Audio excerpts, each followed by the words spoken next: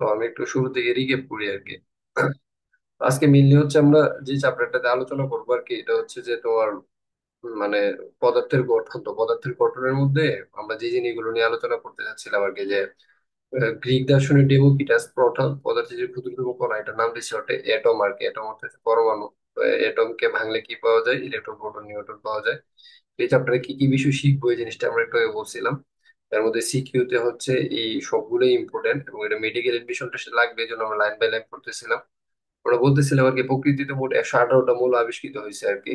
তো আর মানে মোট আবিষ্কৃত মৌলের সংখ্যা 118টা, এর মধ্যে প্রকৃতিতে পাওয়া যায় হচ্ছে 98টা। 118 থেকে 98 বিয়োগ দিলে বাকি 20টা হচ্ছে কৃত্রিম ভাবে পাওয়া যায়। এটা এমসিকিউ হিসেবে আসে। আবিষ্কৃত করেছে। মৌল কাকে বলে আর কি, এটার সংজ্ঞাটা তোমরা ক্লাস 3-4 পড়ছো, যে পদার্থ বাংলা ওই পদার্থ ছাড়া অন্য কিছু পাওয়া যায় না। আমাদের শরীরে 26 ধরনের বিভিন্ন ধরনের মৌল রয়েছে। তো আমরা অন্য ক্লাসগুলোতে পড়ছিলাম আর কি, চুনা পাথর বা চক হচ্ছে ক্যালসিয়াম কার্বনেট। ক্যালসিয়াম কার্বনেটের মধ্যে কি থাকে? চক যদি বলে, চোখের 3টা উপাদান, একটা ক্যালসিয়াম, একটা কার্বন, একটা হচ্ছে অক্সিজেন। এবং এক একটার মানে কি ধর্ম একটা থেকে সম্পূর্ণ কি আলাদা। পানির মধ্যে হাইড্রোজেন অক্সিজেন থাকে, এর ধর্ম একটা আরেকটা থেকে সম্পূর্ণ আলাদা। এরপরে দেখো পরমাণুর একটা মানে যে ক্ষুদ্রতম কণা, ঠিক আছে, এটা হচ্ছে মৌলিক পদার্থের ক্ষুদ্রতম কণাকে বলা হয় পরমাণু, যা মৌলের গুণাগুণ থাকে। যেমন নাইট্রোজেন পরমাণুর মধ্যে নাইট্রোজেনের গুণাগুণ আছে, অক্সিজেন পরমাণুর অক্সিজেনের ধর্ম বিদ্যমান আর কি। এটা হচ্ছে পরমাণুর সংজ্ঞাটা। আর অণু সংজ্ঞাটা কি, দুই ভেদার দুই পরমাণু মিলে কি হয়? অণু গঠিত হয়। এবং কার্বন ডাই অক্সাইড অণু। তারপর আমরা যেটা পড়তেছিলাম, এটা হচ্ছে মৌলের প্রতীক। প্রতীক বলতে কোনো একটা মৌলের ইংরেজি বা ল্যাটিন নামের সংক্ষিপ্ত রূপকে বোঝায় আর কি। তো প্রত্যেক মৌলের আলাদা আলাদা কি থাকবে? প্রতীক থাকবে। কখনো একটা আরেকটার সাথে কি হবে না, ম্যাচ করবে না। যেমন হাইড্রোজেন এইচ, হিলিয়াম হলেও হিলিয়ামেরও এইচ হইতো না, এটা ডিফারেন্ট হবে, এই জন্য এইচ হয়েছে আর কি। তারপর একটা রুলস বলছে, মৌলের প্রথম নামের অক্ষর দিয়ে ইংরেজি প্রতীক লেখা হবে, তাই ইংরেজি বর্ণমালা ব অক্ষর দিয়ে প্রকাশ করা যায়। যেমন হাইড্রোজেন হচ্ছে এইচ, এটা হচ্ছে যে মৌলের প্রথম নাম। আবার এটা কি বড় অক্ষরে প্রকাশ করে যতটুকু। তারপরে যে carbon C, chlorine CL, calcium CA, cobalt CO. খেয়াল করো, কুবাল্ট কিন্তু সিও। যদি কুপার হইতো, খেয়াল করো এটা, মানে এখানে কিন্তু এই যে কুবাল্ট হচ্ছে সিও ও, কিন্তু কুপারের ক্ষেত্রে কি কপার, সি ইউ। সিইউ। ডিফারেন্টটা বোঝা লাগবে। তারপর দেখো সোডিয়াম। সোডিয়াম কিন্তু এস ইউ হইছে না, এটা কি এস ইউ হইছে? না, না, এটা তো লেটিন নাম। তো খেয়াল করছো, এই কভারটা হচ্ছে কি ইংরেজি নাম, কোভারটা কি নাম? ইংরেজি ইংরেজি নাম। নাম। আর এখানে কপারটা হচ্ছে লেটিন নাম। কপারটা কি নাম? লেটিন নাম। পটাশিয়ামটা কি লেটিন নাম। সিলভারটা হচ্ছে এজি, সিলভার লেটিন নাম। টিম, এটাও লেটিন নাম। Antimony SB. বুঝতে পারতেছো? বাকিগুলো লেটিন নামগুলো দেখো। অরাম মানে gold, plumbum PB, lead. Wolfram W. Tungsten কিন্তু টিয়ান না বা টিএন না। টাংস্টেন কি? উলফ্রাম মানে কি? ডাব্লিউ। আয়রন মানে হচ্ছে ফেরাম। তো এইভাবে হচ্ছে মার্কারি ইচ্ছি।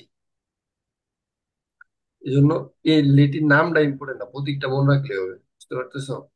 আর এইখানে কয়েকটা নাম, যেমন সোডিয়াম, নেট্রিয়াম, এখানে এক দুইটা নাম মনে রাখতে হলে, হিলিয়াম মানে পটাশিয়াম, এই একটা বা দুইটা নাম মনে রাখতে হবে। এখান থেকে কি আসবে বলতো? এই নামগুলো থেকে এমসিকিউ আসবে। কি আসবে? এমসিকিউ। Very good. তারপর দেখো, দুই বা ততোধিক মৌলের ইংরেজি নামের প্রথম অক্ষর যদি একই হয়, যেমন দুই বা ততোধিক মৌল, যেমন হাইড্রোজেন এবং হিলিয়ামের ক্ষেত্রে প্রথম অক্ষর এক হয়ে গেছে, তখন কি ইংরেজি বর্ণমালার বড় অক্ষর দিয়ে প্রকাশ করার পর প্রথম নাম বড় অক্ষর দিয়ে প্রকাশ করা বলা হবে। তারপরে অন্যগুলোর ক্ষেত্রে প্রতীকী দুই অক্ষর লেখা হয়।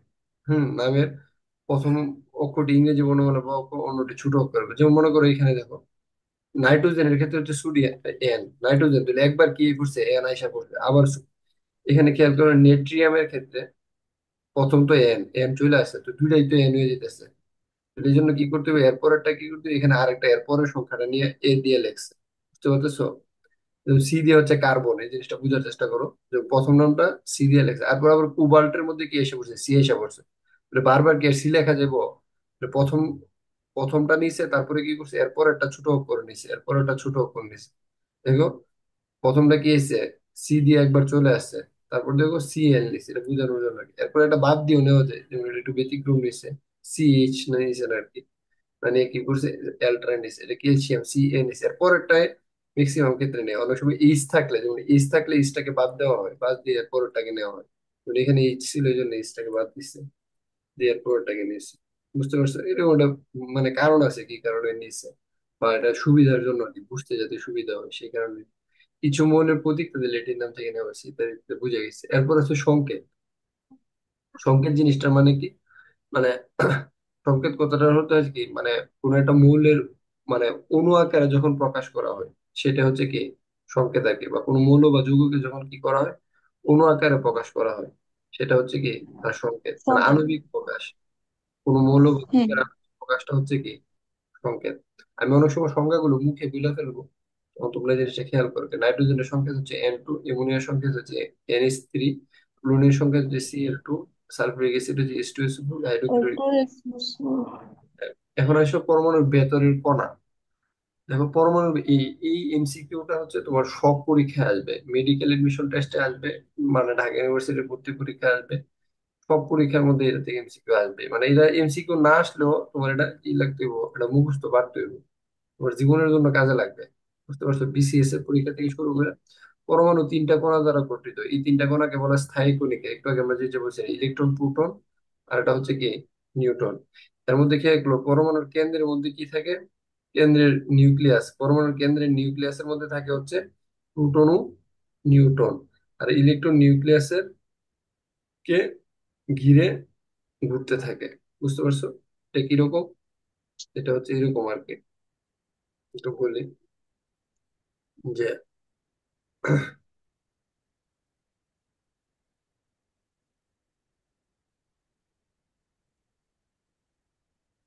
দেখো মনে করো এটা এইটা হচ্ছে নিউক্লিয়াসটা, পরমাণুর এই যে নিউক্লিয়াসটা ভিতরটা। বুঝতে পারছো? এই নিউক্লিয়াসের মধ্যে দুইটা জিনিস থাকে। একটা কি, একটা হচ্ছে তোমার প্রোটন, আর একটা কি থাকে, নিউট্রন। নিউটন। আর এটা হচ্ছে কক্ষপথ। কক্ষপথের মধ্যে যেটা থাকে এটা হচ্ছে কি ইলেকট্রন। ইলেকট্রন। ইলেকট্রন। এখন দেখো যে ইলেকট্রন কে আবিষ্কার করছে, কেউ কি জানো ইলেকট্রন কে আবিষ্কার করছে?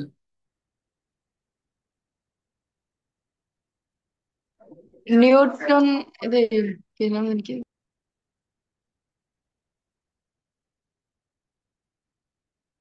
ইলেকট্রন আবিষ্কার করছে হচ্ছে জে থমসন। কে আবিষ্কার করছে? ইলেকট্রন কে আবিষ্কার করছে বলো তো? জে। যে থমসন। হুম হুম। থমসন। হুম। ইলেকট্রন আবিষ্কার করছে হচ্ছে জে থমসন। এটা কি পরীক্ষার মাধ্যমে আবিষ্কার করছে? ক্যাথোড রে পরীক্ষা দ্বারা। জে থমসন, খেয়াল করো। এই যে ইলেকট্রন আবিষ্কার করছে হচ্ছে, মায়েরা চলে না আমার।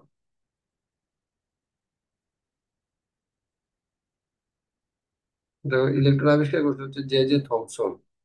সে কোন পরীক্ষা দ্বারা আবিষ্কার করছে? Cathode ray. পরীক্ষাটার নাম কি? Cathode ray. ক্যাথোড রে পরীক্ষা দ্বারা জে থমসন হচ্ছে ইলেকট্রন আবিষ্কার করছে। যেমন ইলেকট্রনের ক্ষেত্রে কি কি কাজে লাগবে, ইলেকট্রন কি চার্জ যুক্ত, ঋণাত্মক চার্জ বা নেগেটিভ চার্জ যুক্ত। এটা আধান হচ্ছে, বুঝতে পারছো, ঋণাত্মক চার্জ বা নেগেটিভ চার্জ যুক্ত। ইলেকট্রন নেগেটিভ আধান, চার্জ। আধানের পরিমাণ কত? 1 - 1.60 × 10⁻¹৯ ইলেকট্রনের প্রতি কি, ইলেকট্রনের ভর কত? 9.11 × 10⁻²৮ যদি কেজিতে দেওয়া হতো তাহলে কি হইতো? 9.11 × 10⁻³ কেজি। যদি কেজি হইতো তাহলে কি হইতো? আরো 1,000 দ্বারা ভাগ হইতো। আর এটা তো গ্রামে, এই জন্য ছিল। ইলেকট্রনের আপেক্ষিক আধান কত? -1। 1। এর ভর প্রোটন এবং নিউট্রনের দিকে কতটুকু কম? 1840। 1840। এর আপেক্ষিক ভর কি ধরা হয়? আপেক্ষিক ভর 0। শূন্য ধরা হয়। এদের তুলনা রেখো। এরপর আসে প্লুটন। প্লুটন আবিষ্কার করছে হচ্ছে রাদারফোর্ড। কে আবিষ্কার করছে? রাদারফোর্ড। রাদারফোর্ড। আলফা কণা পরীক্ষার মাধ্যমে। কোন পরীক্ষার মাধ্যমে? Alpha alpha. কণা পরীক্ষার মাধ্যমে। প্লুটন আবিষ্কার করছে রাদারফোর্ড আলফা কণার পরীক্ষার মাধ্যমে। সে কি করছে, আলফা কণার পরীক্ষাটা, এখানে একটা ছবি আছে এখানে মোটামুটি, এবং এখানে খেয়াল করো। এবং রাদারফোর্ড শুধু প্লুটন আবিষ্কার করছে না, সে হচ্ছে তোমার এই নিউক্লিয়াস আবিষ্কার করছে রাদারফোর্ড। বুঝছো? এই যে পরমাণুর কেন্দ্রে যে নিউক্লিয়াস থাকে না, হুম, হুম। এটাও সে আবিষ্কার করছে। সে কিভাবে আবিষ্কার করছে এটা এখানে এই ছবিটা দিয়ে বোঝা বোঝা যাবে না, কারণ এটা এঁকে দেখায়। এখানে এঁকে নেই, পিনটা দেখে, হ্যাঁ। মনে করো এটা হচ্ছে একটা পরমাণুর নিউক্লিয়াস, বুঝতে পারছো? সেইখানে কি করছে, এটা জিঙ্ক সালফেট যে পাত রাখছে, জিঙ্ক সালফেটের একটা পাত রাখছে, রেখে কি সেটা করছে, না। এখান থেকে সে হিলিয়াম 2+, হিলিয়াম 2+ আর কি, মানে হিলিয়াম 2+ হচ্ছে আলফা কণিকা, কি স্যার, কণিকা? জিঙ্ক সালফেট SO4 হবে না? না না, জিঙ্ক জিঙ্ক সালফাইড আর কি, সালফেট না। আমি বলতে হইতো উচ্চারণটা ভুল হচ্ছে। জিঙ্ক সালফাইড একটা পাত আর কি, এদিকে একটা জিঙ্ক সালফেটের একটা পাত রাখছে আর কি, বুঝছো? জিঙ্ক সালফেটের একটা পাত রাখছে, রাইখা সে আলফা কণিকা এদিক দিয়ে ছাড়তেছে। যে 20,000 কণিকা ছাড়ার পরে মনে করে এইভাবে ছাড়লে এদিকে চলে যেতেছে, যতগুলো কণিকা ছাড়তেছে সবগুলো কি হইতেছে, এদিকে সোজা চলে যাচ্ছে। বিজ্ঞানী রাদারফোর্ড, বুঝছো? তো 20,000 কণিকা ছাড়ার পরে সে দেখতে পারতেছে কি, 20,000 কণিকার পরে একটা কণিকা এখানে বাড়ি খেয়ে কি যেদিকে ছাড়ছে এদিকে কি উল্টা দিকে ব্যাক করছে। কয়টা কণিকা? হ্যালো, আমার কথাটা শুনতেছো?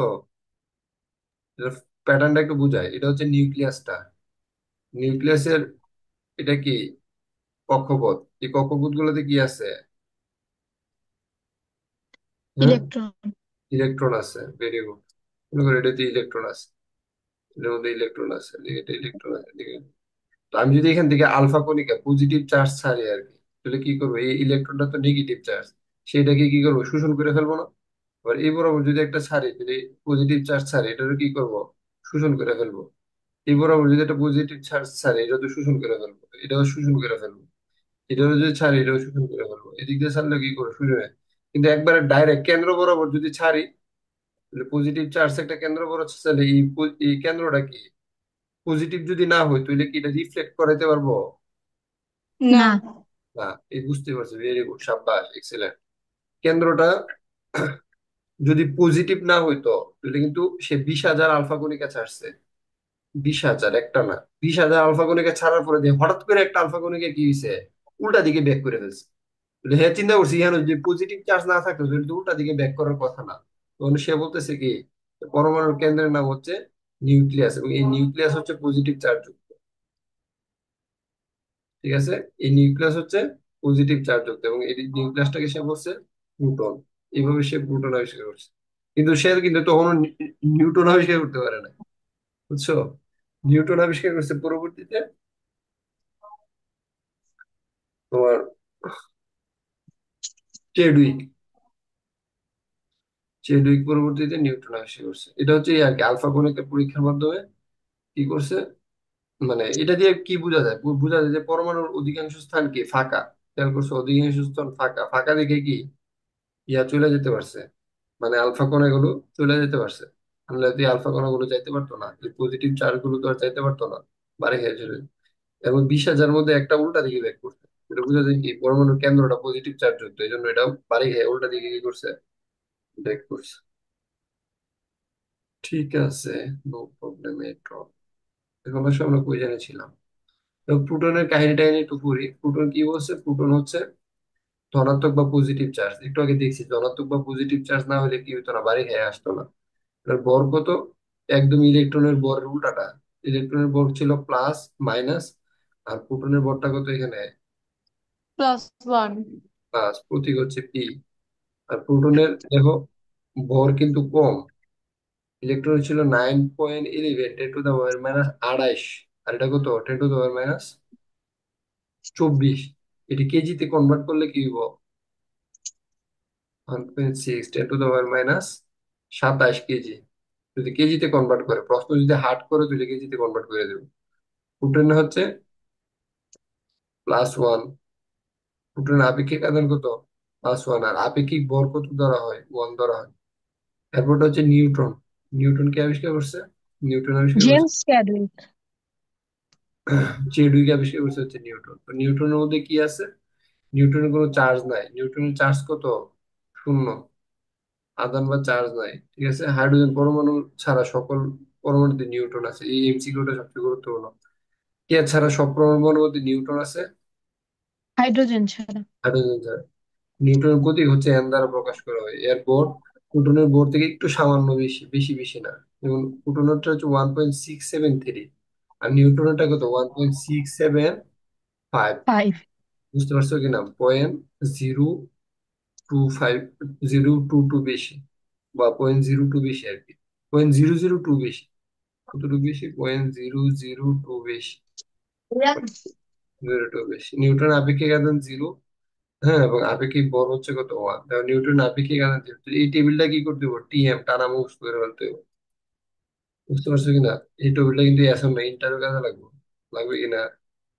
এই যে কিছুদিন আগে কৃষি গুচ্ছ, কৃষি ইউনিভার্সিটির যে পরীক্ষাগুলো দিচ্ছে, ওই দিন এগুলোতে কাজে লাগবে।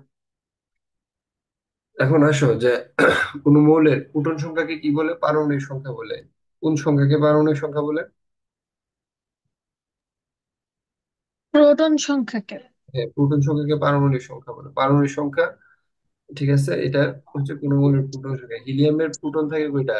দুইটা, এই জন্য হিলিয়ামের পারমাণবিক সংখ্যা হচ্ছে 2। অক্সিজেনের প্রোটন 8টা, এই জন্য অক্সিজেনের পারমাণবিক সংখ্যা হচ্ছে 8। বুঝতে পারছো? ফ্লুরিনের পারমাণবিক সংখ্যা 9, কারণ এর মধ্যে প্রোটন আছে কয়টা? 9টা। প্রোটন সংখ্যা বা পারমাণবিক সংখ্যাকে কি দ্বারা প্রকাশ করা হয়? এখানে একটা সংখ্যা আছে, দেখো, জেড দ্বারা প্রকাশ করা হয়। কি দ্বারা প্রকাশ করা হয়? Z Z. দ্বারা। এখন আসো পরমাণু নিউক্লিয়াসে, যেহেতু প্রত্যেকটা পরমাণু চার্জ নিরপেক্ষ। চার্জ নিরপেক্ষ কেন? এখানে কথাটা একটু বোঝার চেষ্টা করো। পরমাণু হচ্ছে চার্জ নিরপেক্ষ। কেন চার্জ নিরপেক্ষ? এই যে পরমাণুর নিউক্লিয়াসের যতটা প্রোটন আছে, কক্ষপথে ততটা কি আছে? ইলেকট্রন আছে। তাহলে বুঝতে পারছো, নিউক্লিয়াসে যতটা প্রোটন আছে, কক্ষপথে কি আছে? ততটা ইলেকট্রন আছে। তাহলে এরা পরস্পরকে কি করবে? সমান কি বলে, কি করে, ঠিক আছে, আকর্ষণ করে। আকর্ষণ করে। হ্যাঁ হ্যাঁ, করে কি করতেছে? তাদের চার্জটাকে কি করে? শূন্য করে দিই। দেখো, এই কথাটাই বলছে যে যেহেতু প্রত্যেক পরমাণু চার্জ নিরপেক্ষ, অর্থাৎ মোট চার্জ শূন্য, মোট আধান শূন্য, তাই পরমাণুর নিউক্লিয়াসে যত কয়টা প্রোটন আছে, নিউক্লিয়াসের বাইরে ঠিক ততটা কি আছে? ইলেকট্রন আছে। তাহলে আমরা উত্তরটা কি লিখবো? যে পরমাণুর নিউক্লিয়াসে যতটা ধনাত্মক চার্জযুক্ত প্রোটন আছে, ঠিক আছে, ঠিক ততটা ঋণাত্মক চার্জযুক্ত ইলেকট্রন কক্ষপথে আছে। এই জন্য পরমাণু কি? চার্জ নিরপেক্ষ। চার্জ নিরপেক্ষ। উত্তরটা তুমি সুন্দর করে গুছাই লাগবে। তারপর হচ্ছে ভর সংখ্যা। পরমাণুতে উপস্থিত, কোন পরমাণু উপস্থিত প্রোটন এবং নিউট্রন সংখ্যার যোগফলকে কি বলে? ভর সংখ্যা। ওই পরমাণুর ভর সংখ্যা বলে। ভর সংখ্যাকে কি দ্বারা প্রকাশ করা হয়? এ দ্বারা। এ দ্বারা প্রকাশ করা হয়। যেহেতু পরমাণুর প্রোটন সংখ্যা হলো, হ্যাঁ, নিউটন সংখ্যার যোগফল, তাই প্রোটন সংখ্যা থেকে নিউটন সংখ্যাকে কি করতে হবে? হুম। তোমার হচ্ছে, দেখো, এখানে একটা জিনিস বোঝার চেষ্টা করো। ভরকে প্রকাশ করা হচ্ছে এ দ্বারা। হ্যাঁ, যেহেতু ভর সংখ্যা হলো প্রোটন এবং নিউটন সংখ্যার যোগফল, তাই কাজে ভর সংখ্যা থেকে প্রোটন সংখ্যা বিয়োগ করলেই নিউটন সংখ্যা পাওয়া যাবে। এই জিনিসটা একটু বোঝার চেষ্টা করো। ভর এ, এটা দুইটা জিনিসের যোগফল। কি কি? একটা হচ্ছে এন। এন হচ্ছে কি? নিউটন সংখ্যা। আর পিটা কি? প্রোটন সংখ্যা। প্রোটন সংখ্যা। তাহলে নিউটন সংখ্যা সমান সমান কি হবে? এন সমান সমান কি হবে? ভর বিয়োগ প্রোটন প্রোটন। সংখ্যা ও ভর সংখ্যা বিয়োগ প্রোটন সংখ্যা। হ্যাঁ, ভর সংখ্যা বিয়োগ প্রোটন সংখ্যা, এই জিনিসটাই সে বলতে চাইছে আর কি। তো কোনো পরমাণুর ভর সংখ্যা যদি 23 হয়, প্রোটন সংখ্যা যদি 11 হয়, তাহলে নিউটন সংখ্যা কত হবে? তাহলে নিউটন সংখ্যা হবে এন সমান সমান ভর সংখ্যা হচ্ছে 23 বিয়োগ হচ্ছে কত? 11 সমান সমান কত? 12। এই জিনিসটাই বলছে। কোনো পরমাণুর পারমাণবিক সংখ্যা নিচের প্রতীক দ্বারা লেখা হয়। পরমাণুর ভর সংখ্যাকে প্রতীক দিয়ে, যেমন সোডিয়ামের প্রতীক হচ্ছে এন, পারমাণবিক সংখ্যা 11, ভর সংখ্যা হচ্ছে 23, এইভাবে লেখা যায়। তাহলে কিভাবে লেখে? সোডিয়ামের ভর সংখ্যা হচ্ছে 23, পারমাণবিক সংখ্যা হচ্ছে, নিচেরটা হচ্ছে পারমাণবিক সংখ্যা, ঠিক আছে, ভর সংখ্যা হচ্ছে 23 আর পারমাণবিক সংখ্যা হচ্ছে 11। এখন এটা দিয়ে তো এইভাবে তো সহজ প্রশ্ন দিব না। এখন দেখো, হাইড্রোজেনের অনেকগুলো আছে। হাইড্রোজেনের এগুলো কি দিচ্ছে না? আইসোটোপে আমরা এখনো চাই না, পরমাণুর মডেলে চলে গেছে।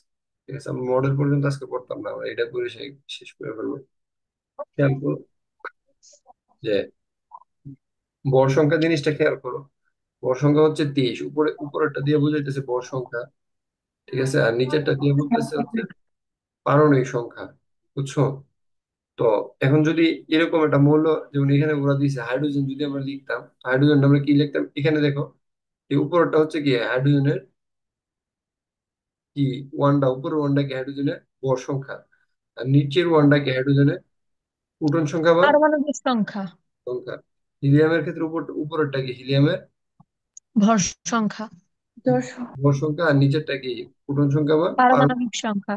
এখন খেয়াল করো, এখানে একটা কাজ দিছে, কাজটা বলছে যে মৌলের ভর সংখ্যা, প্রোটন সংখ্যা বা ইলেকট্রন সংখ্যা বের করো। খেয়াল করো, এখানে দেখো লিথিয়াম, নিচে হচ্ছে থ্রি, উপর হচ্ছে সেভেন। এখানে আমরা দেখে বলতে পারছি এটার ভর সংখ্যা লিথিয়ামের সেভেন, আর প্রোটন সংখ্যা কত, থ্রি। থ্রি। পারমাণবিক সংখ্যা থ্রি, ইলেকট্রন সংখ্যা থ্রি। এখন দেখো এটা কি বেরিলিয়াম। বেরিলিয়াম। বেরিলিয়ামের ক্ষেত্রে খেয়াল করো, ভর সংখ্যা নাইন, আর নিচে কি প্রোটন সংখ্যা বা পারমাণবিক সংখ্যা চার, ইলেকট্রন সংখ্যা কি চার। বের করে ফেলছি না? খুবই সিম্পল। এখন দেখো আমি যদি তোমাদেরকে এটা দিই আর কি,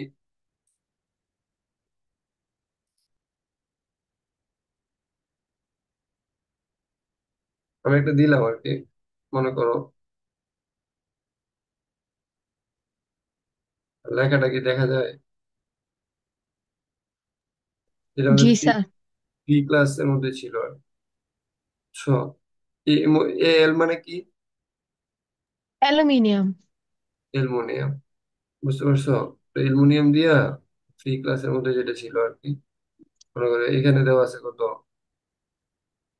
এখানে দেওয়া আছে তোমার 13, তাহলে এখানে কত হবে, আর এসে বলতে পারবো? 27। 27। Very good. বুঝছো? এখন দেওয়া আছে অ্যালুমিনিয়াম থ্রি প্লাস। বুঝছো এটা? দেখি কাফি, এটা বুঝি মনে হয় একবার পড়াইছিলাম। ঠিক আছে, তো এখন বলো তো, অ্যালুমিনিয়াম থ্রি প্লাস, তো অ্যালুমিনিয়াম থ্রি প্লাস হইলে এখানে প্রোটন সংখ্যা কত কাফি, আমি বলতে পারবো এখানে প্রোটন সংখ্যা কত, প্রোটন? 13ই। এটা উত্তর দেখছো? 27। প্রোটন সংখ্যা কত হবে? 13 হবে। তাহলে ইলেকট্রন সংখ্যা কত হবে? 10। তোমরা কি বুঝছো বাকিরা? না স্যার, একটু বোঝান। দেখো, যে নিচের যে 13টা, যে নিচের যে 13টা, এটা হচ্ছে কি প্রোটন সংখ্যা, কি প্রোটন সংখ্যা বা এটা হচ্ছে তোমার কি জেড বা পারমাণবিক সংখ্যা। প্রোটন সংখ্যা বা কি পারমাণবিক সংখ্যা। মনে করবা যে কোনো মৌল যদি ইলেকট্রন ত্যাগ করে, যেমন অ্যালুমিনিয়ামের ইলেকট্রন আছে কয়টা জানো নি? 13টা। কয়টা ইলেকট্রন আছে? 13টা। 13টা। তো 13টার মধ্যে সে যদি তোমার মনে করো তিনটা ইলেকট্রন ছেড়ে দেয়, বুঝতে পারছো? অ্যালুমিনিয়াম যদি কি করে, তিনটা ইলেকট্রন, মাইনাস থ্রি ইলেকট্রন, তিনটা ইলেকট্রন ছেড়ে দেয়, তাহলে কি হবো? অ্যালুমিনিয়াম থ্রি প্লাস হবে। তিনটা ইলেকট্রন ছেড়ে দেওয়ার কারণে অ্যালুমিনিয়াম কত হয়েছে, থ্রি প্লাস। মানে তার মধ্যে থেকে তিনটা ইলেকট্রন চলে গেছে। লা- আগে ছিল তার ইলেকট্রন 13টা, এখন তিনটা ইলেকট্রন চলে গেলে তার ইলেকট্রন সংখ্যা কত হবে? 10টা। 10টা। এখন ইলেকট্রন সংখ্যা হচ্ছে 10টা, এই জন্য এটা কি হয়েছে, এই 10টা কিন্তু ইলেকট্রন সংখ্যা। বুঝছো? Aluminium three plus. কিন্তু প্রোটন কি হবে, প্রোটন কি চেঞ্জ হইব? না। না, কারণ প্রোটন তো থাকে হচ্ছে নিউক্লিয়াসে। এই জিনিসটা একটু বোঝার চেষ্টা করো। অ্যালুমিনিয়ামের আমি দেখাই তোমাদেরকে আইকিয়া, এটা হচ্ছে তোমার নিউক্লিয়াসটা, বুঝতে পারছো? এটা যদি নিউক্লিয়াস হয়, এটা হচ্ছে প্রথম কক্ষপথ, তারপর হচ্ছে এটা দ্বিতীয় কক্ষপথ, বুঝতে পারছো? এরপর হচ্ছে তৃতীয় কক্ষপথ। অ্যালুমিনিয়ামের যে তিনটা ইলেকট্রন গেছে, এটা কোন কক্ষপথ থেকে গেছে? এই সবার বাইরের যে কক্ষপথ আছে না, এটা থেকে গেছে। কোনটা থেকে গেছে? এই বাইরের কক্ষপথ থেকে। এটা থেকে একটা ইলেকট্রন গেছে, এটা থেকে এটা থেকে তিনটা ইলেকট্রন চলে গেছে। তাহলে এটা দুইটা আছে ইলেকট্রন, এটা ইলেকট্রন আছে আটটা। তাহলে নিউক্লিয়াসের উপর কি কোনো এফেক্ট পড়ছে? এখানে প্রোটন, না। এখানে কি কোনো এফেক্ট পড়ছে? পড়ে নাই। অর্থাৎ অ্যালুমিনিয়াম যদি ইলেকট্রন ত্যাগও করে, এখানে নিউক্লিয়াসের উপর কোনো এফেক্ট করতেছে না। বুঝতে পারছো? ঠিক তেমনি আর কি, হুম। এই জন্য হচ্ছে তিনটা ইলেকট্রন, এখান থেকে একটা ইলেকট্রন চলে গেছে, এখান থেকে একটা ইলেকট্রন চলে গেছে, এখান থেকে একটা ইলেকট্রন চলে গেল। এই প্রোটন, আর প্রোটন তো থাকে হচ্ছে নিউক্লিয়াসের মধ্যে, প্রোটন সংখ্যা পারমাণবিক সংখ্যা কি হতো না, চেঞ্জ হতো না। সিমিলারলি দেখো, ম্যাগনেসিয়াম 2+, এখানে প্রোটন কত? ম্যাগনেসিয়ামের ক্ষেত্রে প্রোটন কয়টা? 12টা। প্রোটন কয়টা? 12টা। 12টা। ভর 24, কিন্তু ইলেকট্রন কত? 24টা। না, হ্যাঁ, ভর 24 আর কি, ভর সংখ্যা হচ্ছে 24, এ হচ্ছে 24টা। আর ইলেকট্রন কয়টা? যেহেতু দুইটা ত্যাগ করছে, ইলেকট্রন কয়টা ও? এ 10টা। 10টা। ইলেকট্রন, হ্যাঁ, 10টা। এখন দেখো ক্লোরিনের ক্ষেত্রে, কাফি, ও 12টা হইব। ঠিক কাফি। ইয়াসমিন, তুমি কি বুঝতেছো? জি ভাইয়া বুঝতেছি। আচ্ছা, ঠিক আছে। এখন দেখো ক্লোরিনের ক্ষেত্রে, ক্লোরিনের ক্ষেত্রে তানজিমুর, আসো। জি। পরের কথা হইব 12টা। হ্যাঁ, ক্লোরিনের ক্ষেত্রে কি হইব?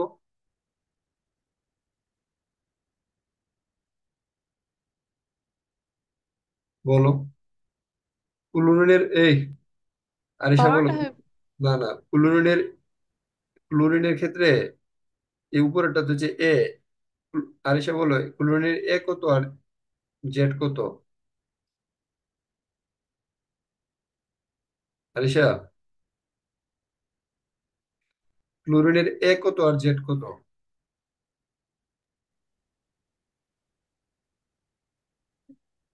হ্যালো। স্যার আমি বলি, হ্যাঁ, বলো।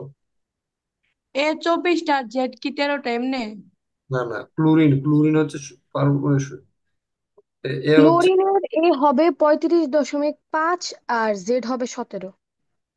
ক্লোরিনের এ হচ্ছে 35.5, নাইনের দ্বারা এরা পারবা না, এটা স্বাভাবিক। আর জেড হচ্ছে 17, কারণ হচ্ছে যে নাইনের এরা তো একটা 1 থেকে 30 পর্যন্ত মৌলের প্রতি পারমাণবিক সংখ্যা মুখস্থ করা নাই। তো দেখো, এই এ হচ্ছে 35.5 আর জেড হচ্ছে কি 17। তো ক্লোরিনের ক্ষেত্রে কি হবে? ক্লোরিনের ক্ষেত্রে প্রোটন সংখ্যা কত হবে? যেহেতু জেড 17, তাহলে প্রোটন কত? 17। 17, এটা নিয়ে কনফিউশন না। এখানে ইলেকট্রন কি হয়েছে একটা, ক্লোরিন মাইনাস, মানে ইলেকট্রন এটা ভিতরে ঢুকছে। ইলেকট্রন সংখ্যা কত হবে? 18। 18টা, ভেরি গুড। সিমিলারলি অক্সিজেন ও2 তে ইলেকট্রন কয়টা? নর্মালি, ও তো 16টা। না না, না না না, 16। এখানে হচ্ছে, খেয়াল করো, এখানে হচ্ছে 8টা আর এখানে হচ্ছে কত, 16টা। অক্সিজেন ও2 তে ইলেকট্রন হচ্ছে 10টা, কয়টা ইলেকট্রন? 10টা। 10টা। বুঝতে পারছো কিনা? এটা নোট করবা, মানে আমার এই স্লাইডটা আছে না, স্ক্রিনশট দিয়ে নোট করবা পরবর্তীতে আর কি। তোমাদের কাজটা কি, তোমাদের হোমওয়ার্ক হচ্ছে, দেখো তোমাদের হোমওয়ার্কটা লেখো, 1 থেকে 33 পর্যন্ত মৌলের নাম, পারমাণবিক সংখ্যা, বুঝতে পারছো, এবং পারমাণবিক ভর মুখস্থ করা। 1 থেকে 33 পর্যন্ত মৌলের নাম, প্রতীক, নাম, প্রতীক, হ্যাঁ, তারপর কি, পারমাণবিক সংখ্যা, পারমাণবিক সংখ্যা, ভর সংখ্যা মুখস্থ করা। আর কি মুখস্থ করতে হবে? ভর সংখ্যা। তো কি কি শিখবো? 1 থেকে 33 পর্যন্ত মৌলের নাম, পারমাণবিক সংখ্যা, সংখ্যাটা কি করবা? হুম। হোমওয়ার্ক লিখবো আর হ্যাঁ। মুখস্থ করবো নাকি? হুম হুম, ঠিক আছে। এবারে মুখস্থ করবা আর কি, মুখস্থ টিএম, মানে টানা মুখস্থ। আর আমি যতদূর পর্যন্ত পড়াইছি, আমি একটা শীটটা দিয়ে দিব, খেয়াল করো। আমি যতদূর পর্যন্ত পড়াইছি, ততদূর পর্যন্ত শীটটা দিয়ে দিব আর কি, শীটটা নোট করবা। কোন শীটটা? এই শীটটা। এতটুকু পর্যন্ত ভর সংখ্যা বলতে কি বোঝায়, রাদারফোর্ডের পরমাণু মডেলের আগ পর্যন্ত। এতটুকু পর্যন্ত এই শীটটা নোট করবা। এটা কি নোট করবো? শীটটা দিয়ে দিব, হ্যাঁ। শীটটা অনুসারে নোট করবা, বুঝতে পারছো? জি। হম, আমি শীটটা দিয়ে দিব তোমাদেরকে, তাহলে পুরোটাই নোট করো। নেক্সট একটা ক্লাস এক্সট্রা নিব। আচ্ছা, তো আমি এই ক্লাসটা অফ করি, তোমাদের 5 মিনিটের ব্রেক, ঠিক আছে? তোমরা 9টা 15-এ জয়েন করো, ইংলিশ ক্লাসটা শুরু হবে 9টা 15-এ। হ্যালো, আচ্ছা। শুনতেছো? এখন আপাতত এই ক্লাসটা অফ। জি ভাইয়া। আচ্ছা ভাইয়া। জি স্যার। আচ্ছা, হ্যালো। আল্লাহ হাফেজ ভাইয়া। 9টা 15 আসসালামু সবাই, আলাইকুম। 9টা 15 সবাই জয়েন করো, ওকে?